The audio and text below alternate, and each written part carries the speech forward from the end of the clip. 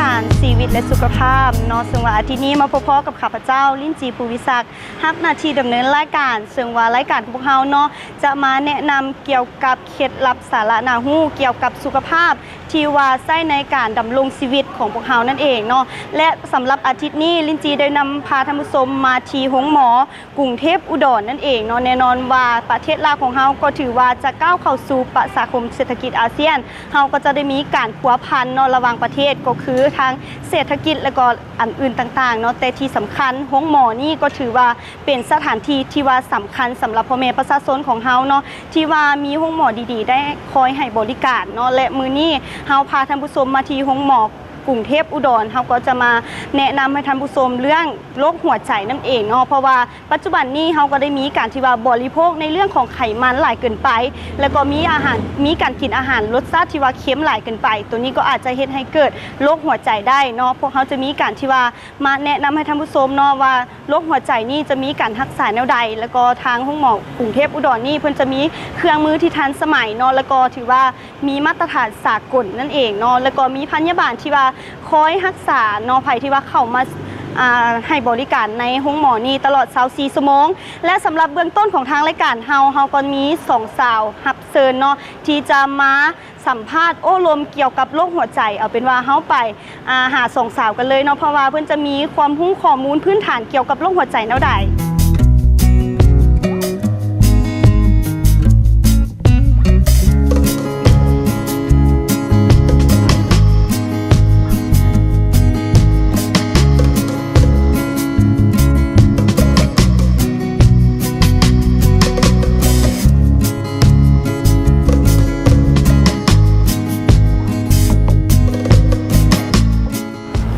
และสำหรับตอนนี้ทีมงานของพวกเราก็ถือว่าได้มานางอยู่กับท่านดร.เกษมตันติพานิชธิรกุลอายุรแพทย์โรคหัวใจโรงหมอกรุงเทพอุดร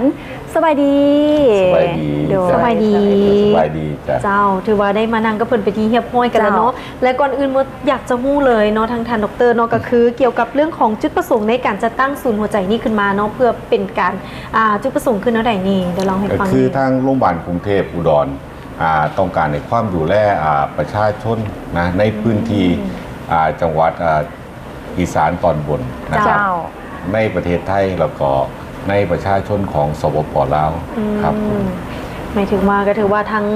ลาวและก็ไทยเนาะถือว่าเป็นกลุ่มลูกค้าเป้าหมายเลยแล้วก็มีจุดประสงค์เท่าใดในการจะตั้งศูนย์ตัวนี้ขึ้นมาความมุ่งหมายเนี่ยก็คือต้องทางโรงพยาบาลนี่ต้องการให้ศูนย์หัวใจกรุงเทพอุดรเนี่ยเป็นเอกชนที่ดีที่สุดในการดูแลรักษาผู้ป่วยตามกลุ่มเป้าหมายที่เขาตั้งไว้เจ้า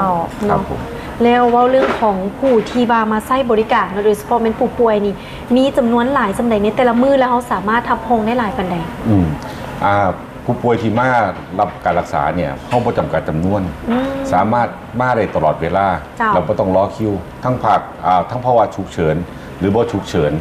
แต่โรงพยาบาลเนี่ยเปิดตลอด24ชั่วโมงเพราะฉะนั้นมาฮอดกับพ่อหมอได้นะไม่ต้องถ่าถือว่าหมอนี่เพิ่นก็เกี่ยมเพื่อเป็นการรักษาสำหรับลูกค้าหรือว่าอาจจะเป็นผู้ป่วยมาฮอดก็สามารถเข้ารักษาได้เลยถ้าแจ้งตามข้อวัตถุประสงค์ว่ามารักษาเรื่องโรคหัวใจเจ้าพอถามในนอกก็คือเป็นอย่างเขาจึงให้ความสำคัญเกี่ยวกับกลุ่มลูกค้าอยู่ที่สปป.ลาวเนื่องจากว่าสปป.ลาวเนี่ยเป็นประเทศที่ติดกับประเทศไทยการเดินทางมาสะดวกนะครับและก็โรงพยาบาลกรุงเทพอุดรนี่มีสัมพันธภาพที่ดีกับโรงพยาบาลลาวนะครับแล้วก็นอกจากนั้นก็ยังให้การร่วมมือในการดูแลรักษาผู้ป่วยคนลาวรวมกับโรงพยาบาลลาวและนอกจากนั้นยังสนับสนุนเรื่องของวิชาการทางโรงพยาบาลลาวยังต่อเนื่องครับผมเจ้าเนาะถ้าจะว่าแล้วเพิ่นมีการร่วมมือกันระหว่างโรงหมอกรุงเทพอุดรนี่และก็โรงหมออยู่ที่ประเทศลาวของพวกเขาก็ถือว่ามีทั้งท่านหมอเพิ่นก็ได้มีการที่ว่ามาเบิ่งเนาะในเรื่องวิธีการรักษาแม่นบ่ท่านหมอแม่นครับผมเจ้าแล้วทางท่านหมอเองนี่คิดว่าจุดแข็งของทั้งศูนย์เฮานี่มันคือแนวใดมีความแตกต่างหรืออาจจะเป็นเว้าเรื่องของเครื่องมือที่ทันสมัยบอกจังซี่เนาะถือว่าแตกต่างจากบ่อนอื่นหรือถ้าเทียบใส่กับผู้หมออื่นนี่เฮามีความโดดเด่นแนวใดนี่ทางโรงพยาบาลศูนย์หัวใจกรุงเทพอุดรเนี่ยภายใต้กำกับการดูแลของโรงพยาบาลกรุงเทพหัวใจเครือใหญ่นะครับซึ่งเขาต้องการส่งเสริมโรงพยาบาลกรุงเทพอุดรให้เป็นโรงพยาบาลเอกชนที่ดูแลรักษา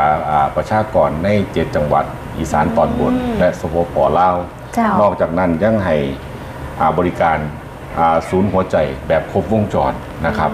แล้วก็มีแพทย์ผู้เชี่ยวชาญการรักษาทั้งอายุรแพทย์แล้วก็ศัลยแพทย์นอกจากนั้นยังมีเครื่องมือที่ทันสมัย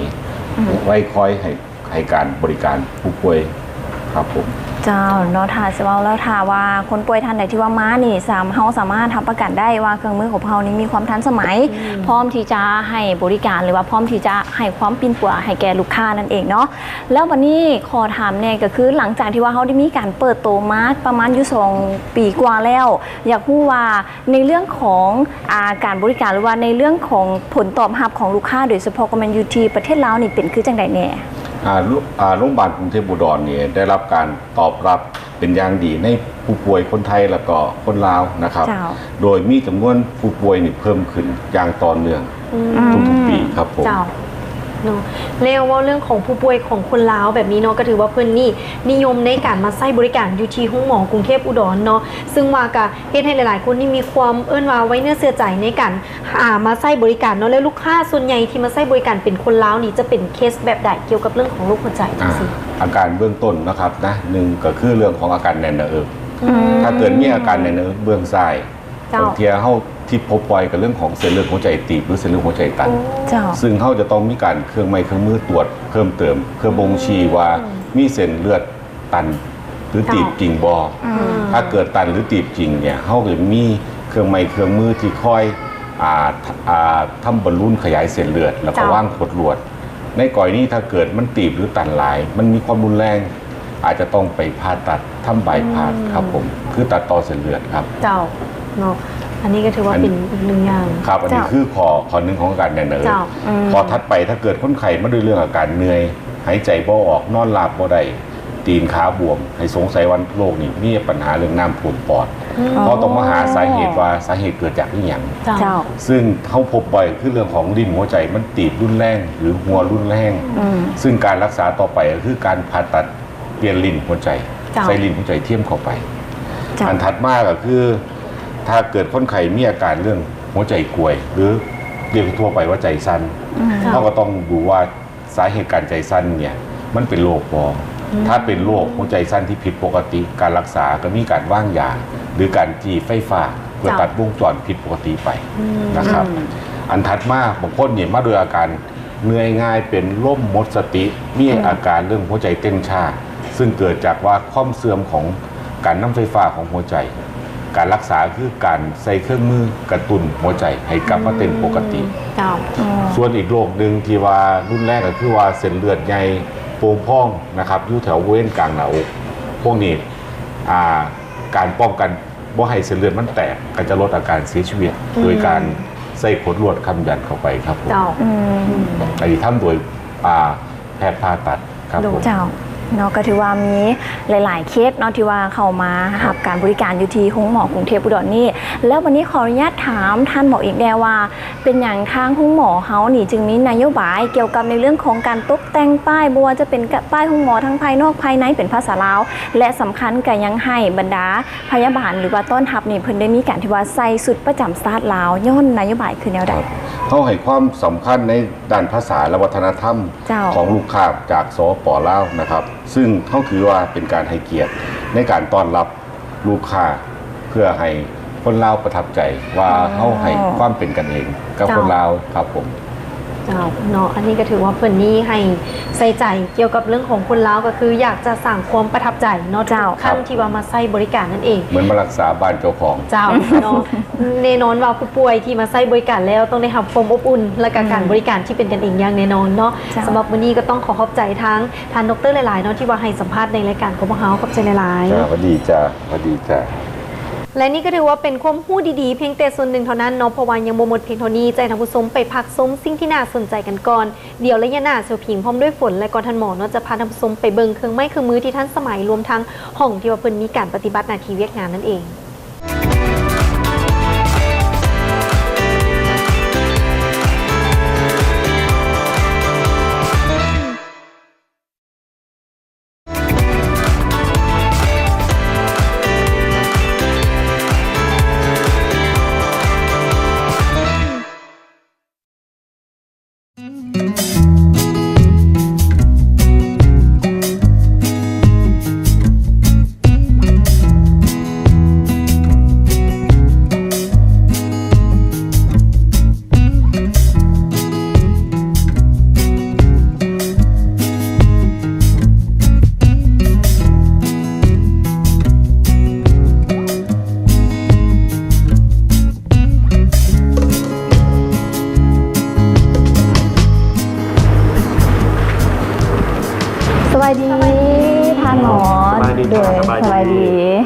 และสำหรับตอนนี้เนาะก็ถือว่าพวกเราได้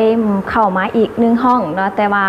สำหรับตอนนี้พวกเราก็อยู่น้ำทานดร.สัญญาสิทธิ์ศรีสมบูรณ์สัญญาแพทย์เนาะโรคหัวใจห้องหมอกรุงเทพอุดรจึงว่าเข้ามาแล้วรู้สึกว่าห้องนี้เย็นๆแล้วก็อุปกรณ์เครื่องมือนี่รู้สึกว่าหลายอย่างเนาะขออนุญาตถามท่านหมอเนี่ยว่าห้องนี้แม่นห้องหยังครับก็ที่นี่เป็นห้องผ่าตัดหัวใจครับนะครับของโรงพยาบาลกรุงเทพอุดรนะครับเป็นห้องผ่าตัดใหญ่เลยบอกห้องผ่าตัดใหญ่ครับแล้วหลายคนนี่ก็คงจะสงสัยโดยเฉพาะเป็นท่านผู้ชมที่รับชมอยู่ในปัจจุบันนี้เนาะคงอยากจะรู้ว่าสำหรับทางด้านห้องหมอกรุงเทพอุดรของเขาในการผ่าตัดหัวใจนี่เนาะมีความปลอดภัยน้อยหลายสำใดครับก็ขอบคุณที่ถามนะครับปกติการผ่าตัดหัวใจเนี่ยเป็นการผ่าตัดที่ใหญ่มากนะครับก็หลายๆท่านคงจะกังวลเรื่องความปลอดภัยเช่นกลัวว่าผ่าตัดแล้วอาจจะไม่ตื่นไม่ฟื้นหรือเสียชีวิตเลยนะครับทีนี้สำหรับข้อนี้นี่ของทางโรงพยาบาลกรุงเทพอุดรนะครับคนไข้ที่ได้รับการผ่าตัดหัวใจที่เราเนี่ยนะฮะเราจะได้รับการควบคุมดูแลจากโรงพยาบาลหัวใจกรุงเทพนะครับที่โรงพยาบาลกรุงเทพใหญ่ที่กรุงเทพนะครับโดยการผ่าตัดเนี่ยจะเป็นมาตรฐานเดียวกันนะครับกับที่กรุงเทพและมาตรฐานสากลทุกอย่างนะครับเพราะฉะนั้นก็ยืนยันได้เรื่องความปลอดภัยนะครับความปลอดภัยสูงมากครับเบิ่งจากเครื่องไม้เครื่องมือนี่รู้สึกฮู้ได้เลยแล้วก็หับฮู้ได้เลยว่าถ้าส่วนมีกันได้เข้ามาพินปัวแล้วรับประกันว่าปลอดภัยเนื่องจากว่าน้องเบิ่งจากสุดของท่านหมอเนี่ยโอ้แบบครบเซตตอนเข้ามาเลยเนาะก็ได้มีการควบคุมเกี่ยวกับเรื่องของเครื่องนุ่งผมต่างๆเนาะเพื่อว่าความสะอาดนั่นเองแล้วก็อย่าพูดว่าในเครื่องอยู่ในนี่เนาะทุกว่าหลายอย่างกันเลยเกินแล้วตัวนี้มันเป็นเครื่องอย่างเนาะท่านหมอครับสำหรับเครื่องนี้นะครับก็เป็นเครื่องที่สำคัญเกิดที่สุดนะครับในการผ่าตัดหัวใจนะครับเนื่องจากปัจจุบันนี้เนี่ยการผ่าตัดหัวใจส่วนใหญ่ตามมาตรฐานเนี่ยตอนที่ผ่าตัดในหัวใจยังต้องหยุดเต้นอยู่นะครับเราถึงจะทำการผ่าตัดได้นะฮะทีนี้ช่วงที่หัวใจหยุดเต้นไม่ทำงานเนี่ยทั้งหัวใจและปอดก็จะไม่ทำงานด้วยนะครับเราจึงต้องใช้เครื่องนี้นะครับเครื่องนี้เนี่ยเรียกว่าเครื่องปอดหัวใจเทียม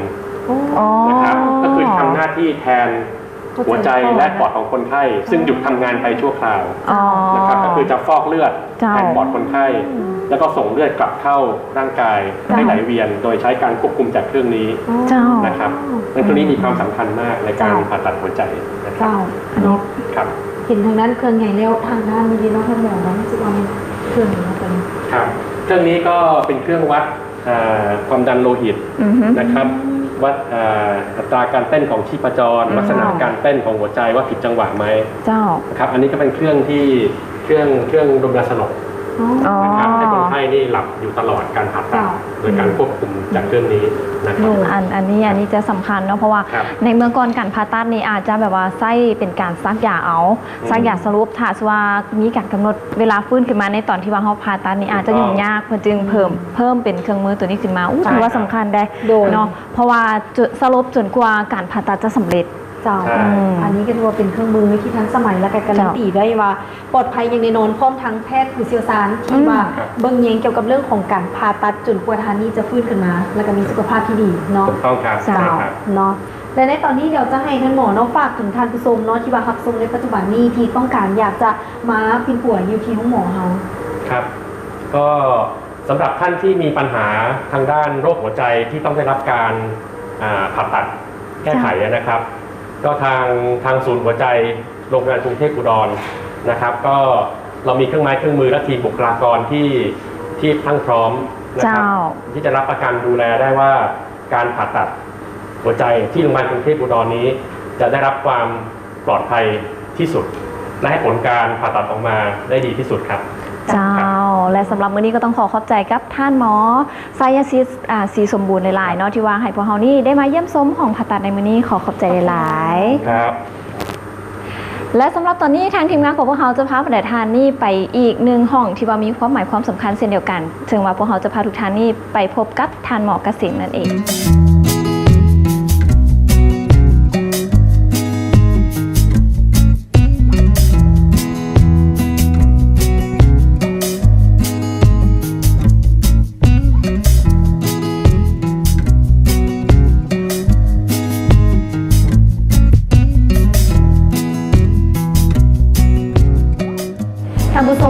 ในตอนนี้เขากลับมาอยู่ทีกับทางดร.เกษมเนาะซึ่งว่าเพิ่นใจให้พวกเขารับรู้เกี่ยวกับเรื่องอีกหนึ่งห้องที่มีความหมายความสำคัญสำหรับผู้ป่วยทางด้านพยาธิหัวใจนั่นเองเนาะซึ่งวันในตอนนี้อยากพูดว่าห้องตัวนี้ที่เขายืนอยู่นี่เป็นห้องอีกอย่างเนาะอ๋ออันนี้เป็นห้องสำหรับฉีดสีเช็คดูเส้นเลือดหัวใจว่ามีปัญหาบ่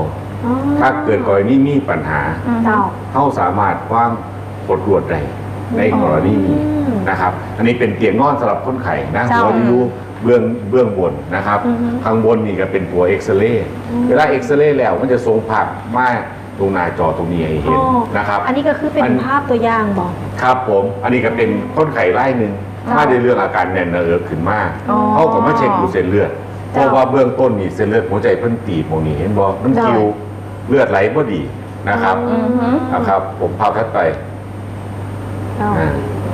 หลังจากนั้นเขาก็มาทำบอลลูนนะครับอันนี้ก็คือบอลลูนขยายเส้นเลือดหัวใจให้เส้นเลือดมันเปิดได้ดีขึ้นนะครับผมหมายถึงว่าเป็นการขยายเส้นเลือดแล้วหลังจากที่ขยายเส้นเลือดแล้วจากนั้นเขาก็ว่างขดลวดเง่าอันนี้คือเง่าของขดลวดที่เขาจะกางให้เลือดมันไหลดีขึ้นนะครับผมนะครับหลังจากที่วางขดลวดเรียบร้อยแล้วเนาะอันนี้หลังจากเขาว่างขดลวดแล้ว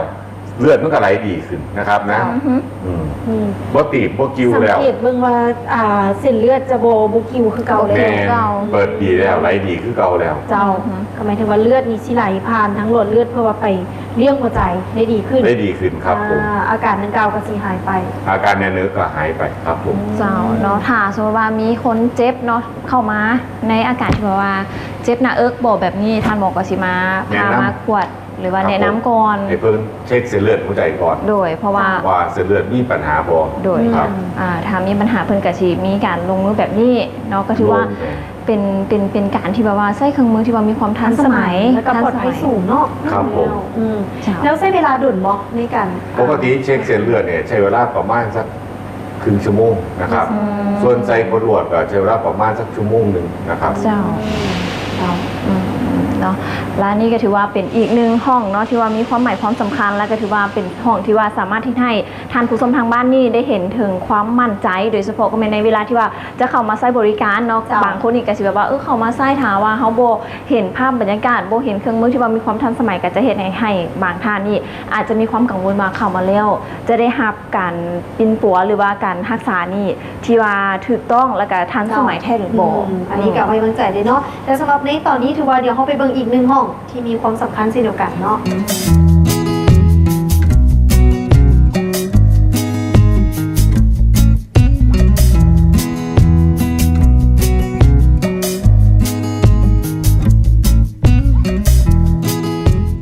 ท่านผู้ชมและก็อีกหนึ่งห้องที่ว่ามีความหมายความสำคัญกับผู้ป่วยทางด้านพยาธิหัวใจเช่นเดียวกันเนาะแล้วก็ทางด้านในหมอนี่เพิ่นก็จะมาแนะนำให้เอารู้จักว่าห้องนี้ใส่ไว้เฮ็ดหยังกันแน่เนาะสำหรับเครื่องตัวนี้นี่มันใส่ไว้เฮ็ดหยังเครื่องนี้เป็นเครื่องอัลตราซาวด์หัวใจนะจะเช็คดูโครงสร้างหัวใจว่าหัวใจบีบตัวดีบ่หัวใจใหญ่บ่แล้วก็ลิ้นหัวใจมีปัญหาบ่บางคนเทียบความดันปอดสูงก็จะดูได้ว่าคร่าวๆว่ามีปัญหาเรื่องความดันปอดสูงบ่นะแต่ว่าก่อนสิเห็นภาพนี่ต้องได้มีการปิดไฟก่อนเนาะท่านหมอเนาะครับผมเนาะแล้วเขาสิได้เห็นว่าเป็นจังไหนอันนี้ครับเป็นภาพอัลตราซาวด์หัวใจนะครับ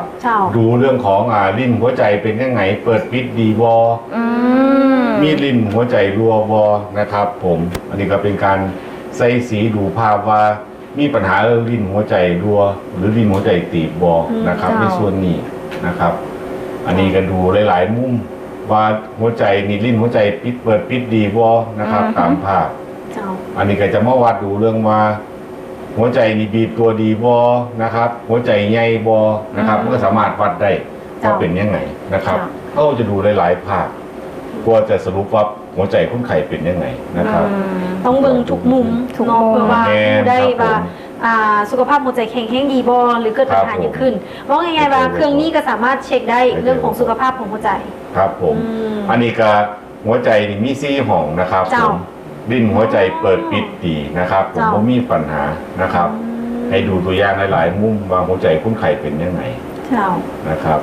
อันนี้มันยังเป็นปกติอยู่มันบ่ทันแม่นครับผมหัวใจคนไข้ปกติอยู่ครับผมเนาะ อันนี้ก็ถือว่าเป็นอีกหนึ่งเครื่องที่มีความสำคัญหลาย ครับ เนาะ ผม ที่เราได้ฮู้ถึงสภาพของหัวใจของทางด้านคนไข้เนาะ ครับ เจ้า อันนี้ก็ถือว่าเป็นอีกหนึ่งห้องเนาะที่พาท่านผู้ชมนั้นมาเบิ่งแล้วก็ได้รับรู้ถึงขั้นตอนต่างๆ ในการกวดแล้วก็วัดเทคหัวใจนั่นเอง เจ้าเนาะแล้วนี่ก็ถือว่าเป็นอีกหนึ่งห้องเนาะที่ว่ามีความหมายความสำคัญก็ถือว่ามื้อนี้เนาะทางท่านหมอเกษมนี่ได้พาพวกเขานี่ไปเบิ่งแต่ละห้องที่ว่ามีความหมายความสำคัญและกับเครื่องมือที่ว่ามีความทันสมัยเพื่อเป็นการที่ว่ารับประกันในเรื่องของการที่ว่าปินปัวคนไข้ที่เข้ามารักษาอยู่ที่ห้องหมอกรุงเทพอุดรแห่งนี้บ่ว่าจะเป็นทางด้านโรคหัวใจโดยเฉพาะเป็นผู้ใดที่ว่าเป็นพยาธิทางด้านนี้สามารถมาปินปัวได้เพราะว่าเพิ่นรับประกันได้บ่ว่าจะเป็นผู้เชี่ยวชาญแม่นเพิ่นเป็นผู้เชี่ยวชาญทางนี้ด้านนี้โดยเฉพาะและนอกจากนั้นก็ถือว่ายังมีเป็นเครื่องมือที่ทันสมัยอีกด้วยสุดท้ายนี้เนาะอยากจะให้ท่านหมอเกษมนี่ฝากถึงท่านผู้ชมทางบ้านแดว่าถ้าสมมติว่ามีการมาปินปัวนี่ท่านจะปลอดภัยอย่างแน่นอนผมจะฝากไว้ว่าถ้าเกิดกรณีคนไข้คนไหนที่มีอาการผิดปกติ หรือสงสัยว่าเจ้าของเป็นโรคหัวใจบ่หรือมีปัญหาเรื่องประวัติกรรมพันธุ์ว่าเจ้าของสิเป็นบ่พ่อแม่พี่น้องเป็นตัวเองสิเป็นบ่ให้มาเช็คได้สามารถมาตรวจเพิ่มได้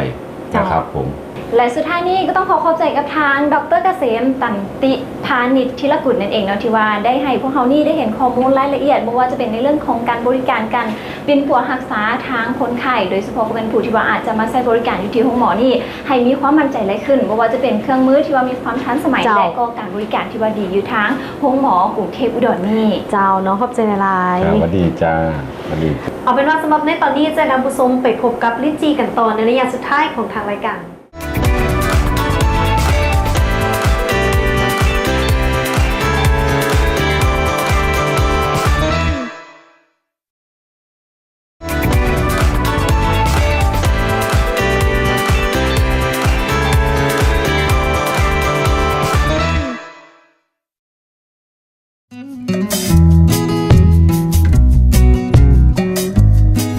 สมาคมโรคหัวใจอเมริกาได้กล่าวไว้ว่า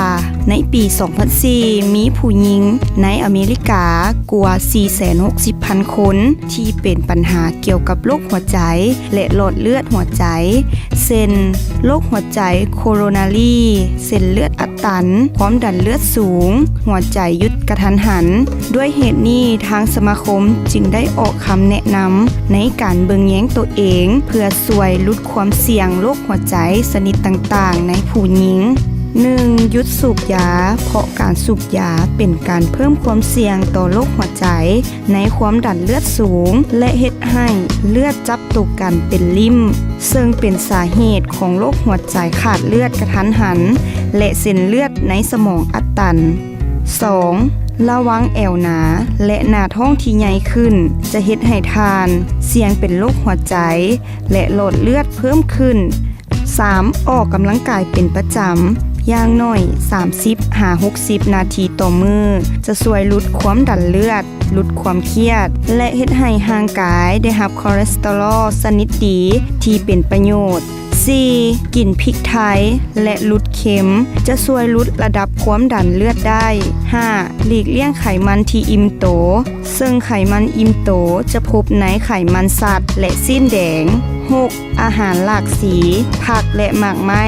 เช่นผักขมหัวกะโหลกและเบอร์รี่อุดมไปด้วยวิตามินที่เป็นประโยชน์ต่อร่างกายแอนตี้ออกซิเดนต์และไฟเบอร์ 7. กินยาอย่างน้อยอาทิตย์ละ2 ครั้งจะเฮ็ดให้ได้รับกรดไขมันที่ดีช่วยส่งเสริมการเฮ็ดเวียกของหัวใจ 8. ไวน์แดงดื่มไวน์แดงพอประมาณเพียงแต่มื้อละ1 แก้วจะช่วยป้องกันโรคหัวใจได้ข้อเปรียบเทียบของผู้หญิงแมนทานจะเป็นโรคเกี่ยวกับระบบหัวใจซากกว่าทานทรายประมาณ10 ปีเพราะฉะนั้นทานจึงมีเวลาเพียงพอที่จะปรับเปลี่ยนพฤติกรรมเพื่อป้องกันความเสี่ยงที่จะเกิดขึ้นได้หลายกว่า เจ้าท่านผู้ชมสำหรับมื้อนี้ทางรายการของพวกเฮาก็ถือว่าได้เอาเคล็ดลับความรู้เนาะเกี่ยวกับโรคหัวใจมาฝากท่านผู้ชมนั่นเองเนาะถ้าว่าท่านใดที่ว่าบริโภคในเรื่องของไขมันหลายเกินไปในเรื่องของรสชาติเค็มหลายเกินไปแบบนี้อย่างที่เฮาบอกไปก็จะเฮ็ดให้เกิดโรคหัวใจเนาะไผที่ว่าเป็นโรคหัวใจในปัจจุบันนี้อยากจะมาใช้บริการทางห้องหมอกรุงเทพอุดรแบบนี้ก็สามารถมาได้เนาะอยู่ทางอุดรนั่นเองเนาะไปมาง่ายๆเลยเพียงแต่มาทางขวมิตรภาพอยู่ทางนครหลวงเวียงจันทน์ของพวกเฮาเนาะมาง่ายๆสะดวกสบายแบบนี้เพิ่นก็จะมีเครื่องมือที่ว่าทันสมัยเนาะคอยให้บริการไผที่ว่าเข้ามาใช้บริการทางโรงหมอกรุงเทพอุดรนั่นเองและสำหรับมื้อนี้เนาะเวลาของทางรายการของเฮาก็ถือว่าหมดลงแล้วก่อนจะจากกันไปในมื้อนี้ลินจีก็ต้องขอขอบใจกับผู้สนับสนุนที่ใจดีของพวกเฮานั่นก็คือต้องขอขอบใจกับโรงหมอกรุงเทพอุดรเนาะที่ว่าเอื้อเฟื้อสถานที่ถ่ายทำของพวกเฮาถ้าว่าท่านใดที่ว่าอยากจะเข้ามาใช้บริการแบบนี้ก็สามารถเข้ามาได้เนาะเพราะว่าเพิ่นมีหมอที่ว่าเชี่ยวชาญเครื่องมือที่ทันสมัยแล้วก็ต้องขอขอบใจหลายๆที่ว่าได้มาให้ความรู้เฮาเกี่ยวกับโรคหัวใจแล้วก็ต้องขอขอบใจกับโรงหมอไซมังกรสากลที่ว่าตั้งอยู่แขวงอุดมไซมีเครื่องมือที่ทันสมัยคือกันเนาะแล้วก็ต้องขอขอบใจกับศูนย์ข่าวสารการแพทย์กระทรวงสาธารณสุขและก็ต้องขอขอบใจกับผลิตภัณฑ์น้ำมันงาดำลาซาแห่งธรรมชาติบำบัดเนาะไผที่ว่ามีอาการเจ็บข้อแขนข้อขาแบบนี้สามารถกินผลิตภัณฑ์ตัวนี้ได้เพราะว่ามันจะเฮ็ดให้อาการตัวนี้หายไปแล้วก็จะเฮ็ดให้กลับมาแข็งแรงอีกครั้งเนาะแล้วก็ต้องขอขอบใจกับท่านผู้ชมหลายๆที่ว่าให้เกียรติติดตามรับชมรายการของเราแต่ต้นจนจบรายการสำหรับอาทิตย์หน้านอลินจีจะพาท่านผู้ชมไปใส่อย่าลืมติดตามกันแล้วกันสำหรับรายการชีวิตและสุขภาพและท่านผู้ชมสามารถติดตามรายการของเราทางรายการสดและก็รายการย้อนหลังแบบนี้ได้ทาง YouTube Channel เนาะเพียงแต่พิมพ์คำว่า Loud Star TV เข้าไปแล้วก็ทาง Facebook แบบนี้พวกเราก็จะมีการที่ว่าอัปโหลดข้อมูลต่างๆเข้าไปก็สามารถไปได้เนาะอยู่ทาง Facebook ก็คือ Loud Star TV หรือว่าแฟนเพจของทางรายการชีวิตและสุขภาพก็สามารถเข้าไปเบิ่งได้เนาะเพราะว่าเขาจะมีการอัปโหลดข้อมูลข่าวสารต่างๆอยู่ทางแฟนเพจรายการของเขาพิมพ์เข้าไปเลยเนาะภาษาลาวชีวิตและสุขภาพตัวนี้ก็อย่าลืมไปกดไลค์หรือว่าไป Subscribe ให้พวกเขากันแน่และสำหรับมื้อนี้ลินจีภูวิศักดิ์พร้อมด้วยทีมงานรายการชีวิตและสุขภาพต้องขอลาท่านผู้ชมไปก่อนสบายดี